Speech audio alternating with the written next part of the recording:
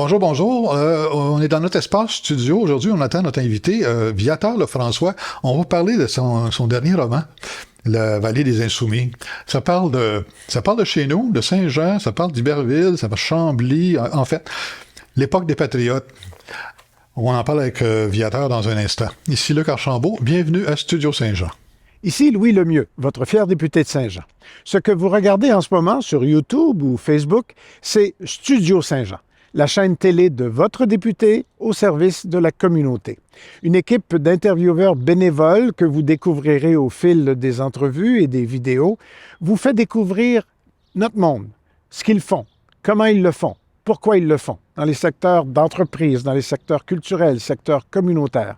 Bref, c'est un outil pour mieux communiquer plus, pour mieux se connaître et mieux travailler ensemble, comme ceci.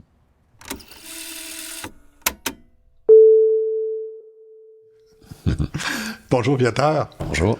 On se rencontre aujourd'hui tout simplement pour souligner la sortie de ton dernier bébé, La Vallée des Insoumis. Ouais. Qui parle évidemment des patriotes, là, de la période de 1832-1840, ou à peu près. Là. 1843, oui. C'est ça. Qui se passait dans le coin ici, finalement, aussi. Là. Oui, en fait, c'est ce que je voulais, un livre qui détaille vraiment... Tu sais, notre région est riche en histoire, donc... qu'est-ce que je pouvais mettre dans ça? Oui. Naturellement, je dis, dans le canal, les gens souvent disent comment ils pouvaient creuser ça? Un canal comme ça, donc... oui, c'est ça. Puis, c'est ça, donc, tiens, je vais faire une histoire sur ça. Après ça, le premier train au Canada, Saint-Jean-la-Prairie, Dorchester, à l'époque, Saint-Jean s'appelait. Oui. Donc, je trouvais ça intéressant. Puis, mais on commence avec le choléra, parce que de 1832 à 1834, c'est la pire épidémie, je pense qu'on a eu, là, c'est l'épidémie de choléra, plus de 18 000 personnes qui ont compté, mais il y en avait sûrement plus, parce qu'à l'époque, Statistique Canada n'était pas là. Non. Mais puis en même temps, l'époque, naturellement, c'est l'époque des patriotes. Et jusqu'en 43, donc, on va toucher Lac d'Union. Hein, c'était la punition qu'on a eue, en réalité. On a perdu une conséquence, c'est Lac d'Union. Donc, Lac d'Union? Lac d'Union. L'Union, c'est-à-dire l'Union du Haut et du Bas-Canada. La fameuse... cette union-là. Okay. Oui. Elle nous a coûté cher, cette union-là, mais en tout cas. C'est fascinant de lire ça parce que c'est des faits véridiques. C'est la vraie histoire, mais c'est sûr que les personnages là-dedans sont romancés. C'est des, Oui, en fait, c'est ça. J'ai pris une famille qui vit... en fait, à l'époque du choléra, ils reviennent des chantiers en fait, c'était des bûcherons. Ils arrivent chez eux à Sorel. Et les parents sont morts, le grand-père est mort. Donc, finalement, ça les incite à changer d'air. En fait, ils ont entendu dire qu'il y avait du travail dans la région de Dorchester, donc à Saint-Jean. Et finalement, c'est ça, le port, il parlait de construire aussi une grosse base militaire, donc il y a ça, puis il avait entendu parler du train, donc on s'en va. C'est vrai qu'à cette époque-là, Saint-Jean, c'était... à cause du Richelieu, c'était comme la voie navigable la plus... À part du Saint-Laurent, là, c'est celle qui était la plus fréquentée. Ah oui, ce qui rentrait des États-Unis, ça arrivait par le Richelieu, ça arrivait à Saint-Jean. Donc, c'est ça l'idée du canal qui allait à... Oui, parce que c'est pas cru le Richelieu vis-à-vis de Saint-Jean. Là. Non, c'est ça. Fait que, puis Saint-Jean-Bly, après ça leur permettait d'aller plus loin aussi. Donc, ça a développé l'économie, si on veut, le commerce, ça a aidé à ça. Oui, c'est ça. On fait connaissance aussi avec les deux hommes d'affaires les plus importants de l'époque. Peter McGill, John Molson, on va les rencontrer. C'est des noms connus, ça. Oui, mais tu sais, c'est intéressant. À l'époque, les anglophones de Montréal, on les appelait les Montréalers. Ouais. Ça les définissait par rapport aux autres. Aux autres, effectivement. Ouais. Et nous, on était les Canadiens. Oui, c'est vrai, on est les Canadiens. C'est ça, donc ça change. Hein? Ça fait 3 fois qu'on change de nom, d'ailleurs. Oui, c'est ça, dans le genre, oui. On t'arrête d'avoir le vrai, là. Mais on parle des patriotes, puis de l'esprit qui régnait, l'atmosphère qui régnait à cette époque-là pour le monde ordinaire, là, tu sais, qui se faisait... littéralement attaqué par les loyalistes, là, la bande de bums, si on veut, là, qui se permettaient tout, puis qui a aucune... En fait, c'est ça, les loyalistes, c'est les villages anglophones de la frontière, tu vois, qui nous en voulaient. Hein. En même temps, c'est du monde assez raciste à l'époque. Là, le racisme existait. Bon, on était la majorité, d'ailleurs. Hein, on était majoritaire, mais il y avait des villages anglophones, des villages francophones, mais eux, ils s'organisaient en groupe. Et, ils arrivaient avec des charrettes, ils arrivaient dans un village, pillaient des maisons, on en brûlait. Saint-Athanase a été victime de ça, un gros pillage. Il avait enlevé 2 femmes, d'ailleurs, à l'époque. Il avait mis le feu ici et là. Et il repartait, tu sais. Sauf que les gens... C'était bien la terreur, finalement. Oui, exactement. Et puis, je raconte une scène dans ça. Je trouvais ça intéressant d'ajouter une scène de ce genre-là, parce que ça s'est vraiment passé. Hein, c'est ça l'affaire, c'est que ça s'est vraiment passé. C'est ça que quand tu lis ça, une fois rendu à la fin du livre, où c'est qui sont que je choque contre ces gars-là, tu sais. Oui. Puis en même temps, il y a c'est pour ça que les francophones, comme avec Pierre-Paul Desmarais, Joseph d'Avignon, ont fait une milice dans la région surtout Saint-Athanase, et les milices se sont étendues à Chambly, à Saint-Mathias, à d'autres villes, à Saint-Denis, Saint-Charles, pour protéger leur village, justement, des attaques loyalistes. Hein. C'était des protestants anglophones. Donc, c'était quand même intéressant. C'est une période épouvantable aussi pour notre peuple. Là. Ça devait être stressant de vivre dans ce temps. C'est stressant aujourd'hui, là, mais c'est même pas le même stress. Non, en fait, en majorité, les gens vivaient sur des fermes, donc ils étaient quand même souvent assez isolés, mais dans la région ici, ça se parlait beaucoup, puis il y avait beaucoup d'activités. On parle de l'Acadie, la grande majorité des gens étaient patriotes. Chambly, c'est la même chose. Chambly, c'est la grande partie. Mais il y avait le fort Chambly qui était occupé par l'armée britannique. C'est ça. Par contre, l'autre partie, près de l'église Saint-Joseph, tout ça, là, c'était vraiment patriote à 100% aussi. Donc, ça aussi, je trouvais ça intéressant d'en parler. Hein. Absolument, parce que c'est toutes des choses qui sont... Que l'histoire, moi je faisais, c'est pas comme transmise ou elle a arrêté à un moment donné dans le temps, puis là, elle nous est présentée à travers tes récits qui sont pas mal tous sur les patriotes, là, si on veut, souvent.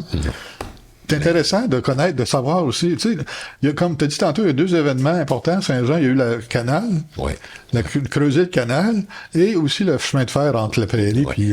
Ça, c'est intéressant. Bon, quand on commence avec la pandémie, le choléra, mais en même temps, sauf qu'en même temps, il y avait le creusage du canal. Donc, quand les personnages arrivent, ils vont être embauchés pour creuser le canal. Donc, là, comment ils ont creusé ça? Hein? J'ai cru que c'était au Pic-Papel. Hein?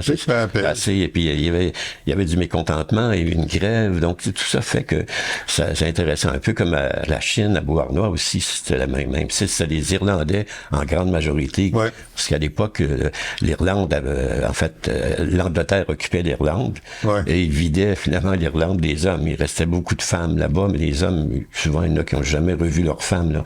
Hein, il y allait ici et là, puis c'était ça, là. Hein, c'est une colonie encore plus malmenée que nous, là, vraiment, les Irlandais. L'Irlande a goûté aussi. Oui, oui. Puis après, autant, sinon plus que nous autres. C'est ça. Puis après, arrive le chemin de fer. Le chemin de fer. Ça aussi, en fait, ils pensaient de transporter beaucoup de marchandises, mais finalement, c'est les gens qui s'intéressaient, donc qui venaient à Saint-Jean, et en même temps, il y en avait de la marchandise. D'ailleurs, les troupes de Colborne ont été transportées par le train. Puis il n'a pas sacré le feu au train, lui? Ben non, ça le servait, donc c'est sûr.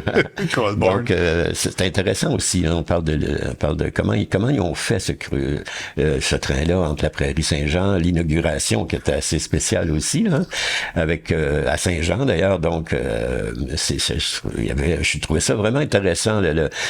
Quand j'ai lu l'inauguration toute la journée, le gouverneur Gardford était ici. Peter McGill, John Molson, en compagnie de Louis-Joseph Papineau avec ses amis. Donc, là, c'est sûr, il y a certaines réflexions de mes personnages entre les deux, naturellement. C'est sûr. Mais je trouvais ça intéressant de présenter Peter McGill puis John Molson. Presque tout leur appartenait à l'époque. Hein. Ah, ben oui. Peter McGill était président du chemin de fer. Et puis, Molson, lui, a construit, en fait, il a assemblé la locomotive dans ses usines. La locomotive, oui. Quelques-uns de mes personnages vont travailler dans cette usine-là.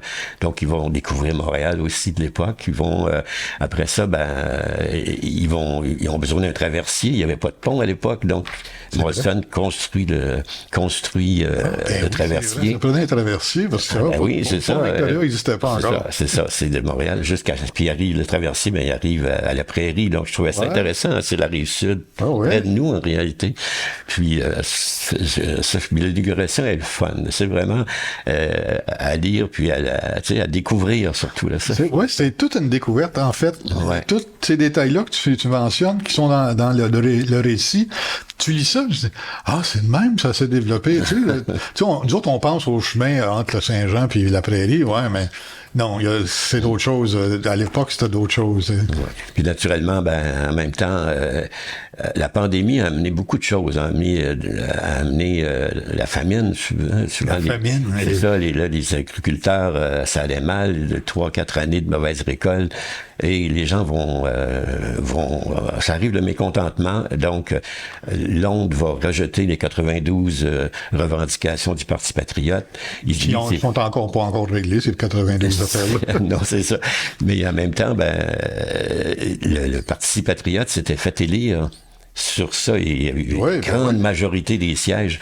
Et là, les Anglais, ils comprennent pas, là, parce que c'est nous, les conquérants, c'est eux qui mènent politiquement. Tu sais, on était majoritaires, ça.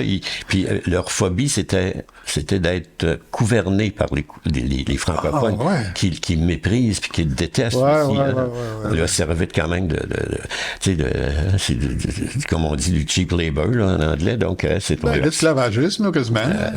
Il était sûrement payé, mais ce qui est intéressant pour le train, par exemple, les employés, l'ingénieur William Casey, qui est un Américain, lui, les employés ont demandé à Lord Godford et puis à Peter McGill de lui remettre un cadeau de leur part parce qu'il les a bien traités.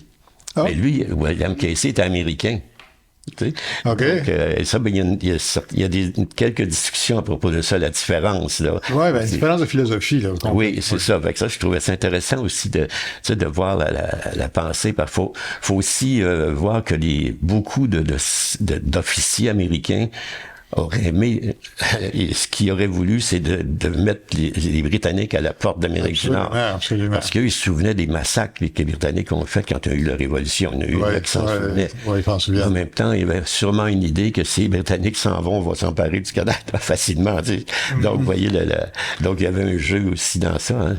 Même les Patriotes, ils ont pillé 3 arsenaux américains. Ils ont été prendre les vols. Ils ont volé les armes des arsenaux, Elizabethtown, ainsi de suite. Et les officiers, ils ont laissé faire. Tu sais. Donc, ça, c'est intéressant. Donc, les caches d'armes. Il y a aussi le jeu de la religion, hein, Monseigneur Lartigue aussi. Monseigneur Lartigue. Je donnerai pas le punch, là, mais... oui, en fait, c'est ça. En fait, le curé, ce qui arrive, c'est que lui, il avait émis un mandement. Et donc, pour finalement celui qui désobéit aux ordres de l'ordre de Dieu, et en tout cas, aujourd'hui, on rirait de ça. Aujourd'hui, c'est du sérieux. Les patriotes qui mouraient les armes à la main ne pouvaient pas être enterrés dans le cimetière. Donc tout ça. Et en même temps, c'était péché. Donc, il allait se confesser.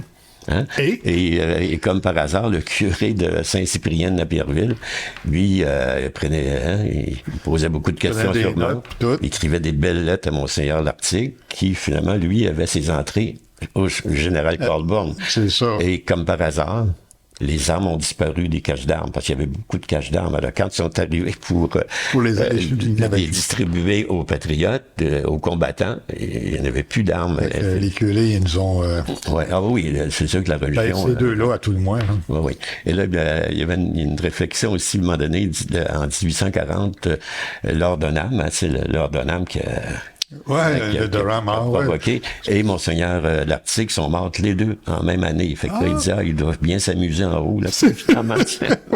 Mais en fait, c'est sûr qu'on a perdu la bataille des patriotes. Sauf que il y a des conséquences de perdre. Hein? Ouais. Et la conséquence, nous, ben, c'était l'union du Haut-du-Bas-Canada. Et Lord Dunham, lui, ben, hein, en fait, il a donné exactement dans son rapport ce que les Andins de Montréal voulaient, c'est ceux de Montréal et de Québec. Là. Ouais. Vous pensez qu'à Québec, il y avait beaucoup d'anglophones, c'était le siège aussi. Là, le Parlement, le Parlement de Québec avait été fermé aussi à l'époque là, par Colborne et tout ça. Donc, mais il avait été passé au feu, le Parlement, il était à Montréal à l'époque. oui, mais ça, c'était en 49, c'était en 49, ouais, ça, c'était une autre histoire. C'est une autre histoire, ça. Oui, okay. Oui, mais c'est ça. Donc, Colborne, c'est ça. Lord Dunham, il est resté 6 mois ici. Ah. Parce que... Une chance qu'il n'est pas resté plus longtemps. En fait, c'est ça. En fait, il nous aimait beaucoup, hein, parce qu'il dit, lui, dans son rapport, il disait, il faut les assimiler, parce que ce sont des êtres inférieurs. Donc, il faut les mettre comme à notre niveau. Donc, on va les assimiler, on va les angliciser, ils vont devenir comme nous autres. Donc, je me dis, bon, ils nous aimaient parce qu'ils voulaient qu'on soit à un niveau supérieur. Donc, je suis pas sûr, en tout cas. Non, mais c'est quand même... Je comprends le point de vue, là. Oui, c'est ça. Donc, et finalement, mais exactement. Et l'idée, c'était de finalement d'unir le Haut et le Bas-Canada. C'est ce qu'ils ont fait. On était majoritaires, hein. On était 600 000 à l'époque. Oui, c'est ça l'affaire. Et eux, ils étaient au Canada, ils étaient 4 à 500 000. Et donc, on avait encore la majorité. Encore, la balance, c'est encore... C'est ça. Sauf que le Haut-Canada avait une dette énorme. Vraiment tellement énorme qu'il était pratiquement en faillite. Et nous, on n'avait pas de dette, pratiquement. Donc, payait la dette. Donc, c'est ça. Mais comme le nouveau gouverneur, lui, il était ami avec les banques, et les banques ont exigé que le Bas-Canada finalement garantissent la dette de l'Ontario dans un sens. T'sais. Donc, on a payé la dette de l'Ontario, okay. On banni la langue française, plus de Parlement à Québec, naturellement, et le même nombre de députés, même si on était plus nombreux qu'eux. Et là, ils trouvaient ça tout à fait normal. Mais quand ils sont devenus majoritaires, là, c'était plus, il y a plus de justice, là. Ils sont moins, ils ont le même nombre de députés. Ouais, donc, c'est pas comme ça, mais ça, c'est la vie, tu sais, c'est la vie de l'époque, tu sais. Mais, c'est vraiment intéressant dans le sens que on apprend beaucoup de choses, des détails qu'on n'apprend pas, là, tu sais. On n'a jamais appris ces détails-là. Une chance que tu es là, nous faire connaître ces époques-là. Ouais. Puis la vie de l'époque, puis tous ces détails-là qu'on jase, là. Moi, je l'ai lu, là, d'une traite, là, si on veut, parce que c'est quand même, ça se lit bien. Oui. Puis quand la colère te pogne en dedans, les pages passent plus vite. Mais ouais, effectivement, c'est quelque chose qui touche. Quelqu'un qui est un peu au courant de la dynamique de cette époque-là, là, c'est vraiment... Comme quand je l'ai présenté à l'éditeur, c'est une société historique, en fait, qui a la maison d'édition de Charlevoix. Ouais. C'est ça, c'est la Société historique de Charlevoix. Et on parti cette maison d'édition-là, fait quand même une quinzaine d'années. Ouais. Et il veut aller il fait des livres assez sérieux, tu sais, mais là, là, il dit, je voudrais partir quelque chose peut-être de plus qui touche plus le monde. Tu sais, ben, ça, c'est justement à toi là, c'est ton expertise, parce que en plus d'être historique, c'est pas un historique du pays, on va dire, c'est historique aussi du monde du peuple qui restait sur place. Ben, c'est un peu aussi ce que je voulais montrer, comment vivaient les gens à l'époque. Ça, je trouvais ça intéressant de les montrer. Tu sais. On n'a aucune idée. Effectivement, on n'a aucune idée. Là. On voit peut-être des photos des fois des années 1800, pas beaucoup de photos des années 1800, là, des dessins peut-être, mais encore. Ouais. Mais dans les conférences que j'en donne, j'en donne quelques-unes déjà comme à Saint-Édouard. J'ai eu un diaporama, là, j'ai monté d'une centaine d'images, puis j'ai eu la plus vieille photo prise à Chambly dans les années 1850. L'année 1850, je l'ai dans mon diaporama. Wow. J'en ai d'autres aussi de programmés, comme l'association France-Québec m'ont demandé pour la fin septembre. Sauf que c'est sûr, quand ça se passe ici, là, les gens, ça les intéresse beaucoup. C'est pas mal plus intéressant. Mais je suis allé à Québec au Salon du Livre, on l'a lancé à Québec, et finalement, j'étais vraiment surpris de la réponse. Là, ça se passe. J'avais Champlain, Samuel de Champlain. aussi, c'est intéressant. C'est un des livres que j'ai aimé beaucoup écrire, Champlain. Le personnage est extrêmement extraordinaire. Là. Vrai, hein? Moi, j'ai adoré celui-là. Encore une fois, c'est la même. Tu utilises la même essence, la même recette. C'est pas une recette, là, mais d'une certaine façon, c'est des faits authentiques, mais avec du monde de chez nous, ordinaire, qui les vivent comme si nous autres, on les vivait, tu sais, en quelque part. On est aussi choqués qu'eux autres. Oui, mais en même temps, hein, il faut rendre ça ludique un peu aussi. Hein. Oui, c'est facile à lire, c'est le fun, c'est intéressant. Oui, c'est ça. Comme la couverture. L'éditeur, il voulait une page couverture, c'est plus... en fait, pour montrer que autant les ados pouvaient le lire, ben ça s'adresse effectivement que les autres, fait qu'avec... Un large public, là, parce que... En fait, c'est un BDiste, Jacques Jalette, qui a fait cette couverture-là que j'ai trouvé.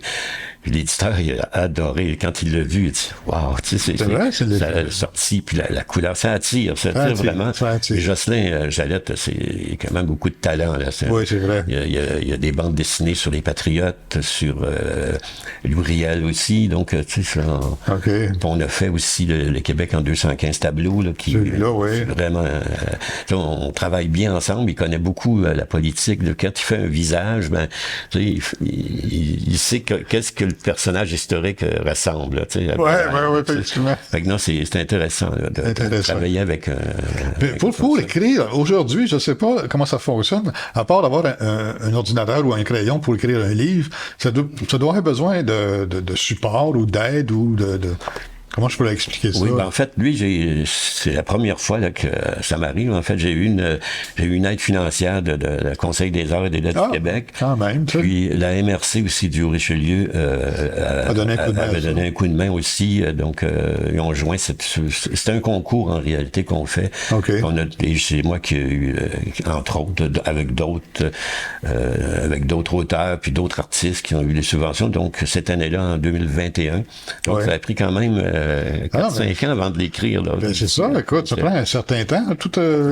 Mais c'est la recherche, la recherche. Mais moi, ça me passionne, la recherche. Donc, découvrir. Hein? Oui, je suis très curieux pour découvrir. Découvrir et compter, parce que c'est un fameux de conteur, je veux dire. C'est un fameux de conteur. Puis ça, on trouve ça dans toutes les bonnes librairies. Oui. Je fais souvent des dédicaces à la librairie moderne. À la librairie moderne à Saint-Jean, oui. C'est ça. Puis là, librairie Richelieu aussi, le tienne mes livres aussi tout le temps. Donc, là, je suis chanceux pour la diffusion.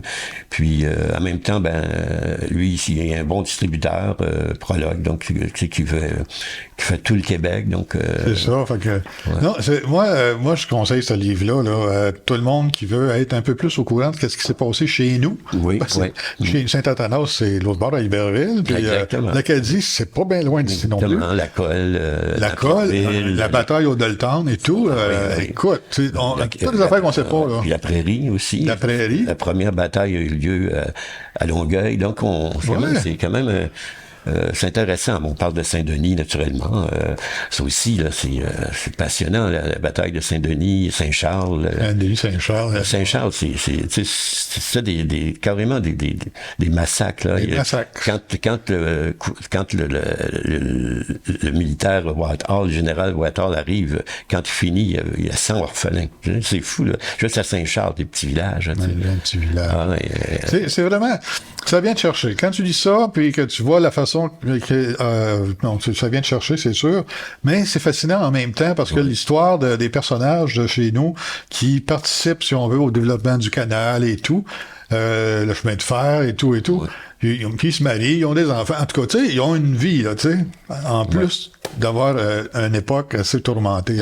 Oui, mais c'est curieusement, nos ancêtres, hein, on sont passés à travers ça quand même, hein, pas facilement, mais ils ont... En fait, il y avait peut-être pas de vision comme telle, mais on s'est rendu ici, puis en peuplant. Hein, comme on dit, on était 450 000 à l'époque de la révolte des Patriotes. On est quand même rendu à 8 millions, 9 millions. Ouais, c'est ça. Aujourd'hui, on s'est quand même un peu débrouillé. Oui, c'est ça. Donc, sauf que là, c'est sûr que là, ce qu'il faut faire, c'est la sauvegarde de la langue française. Là, c'est évident. C'est ça la langue française, effectivement. Ouais. À l'époque, c'était l'indépendance nationale, c'était en fait la survie.